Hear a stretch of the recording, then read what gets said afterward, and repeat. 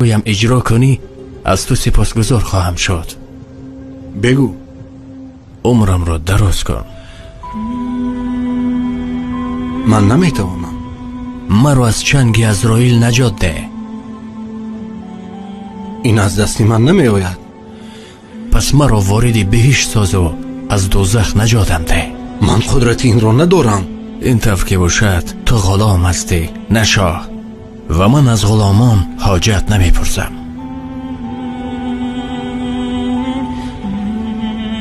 ای خواجه در این جهان چرا بیخبری؟ روزان و شبان در طلب سیم و زری. سرمایه تو از این جهان یک کفن است، آن هم به گمان است که بری یا نبری.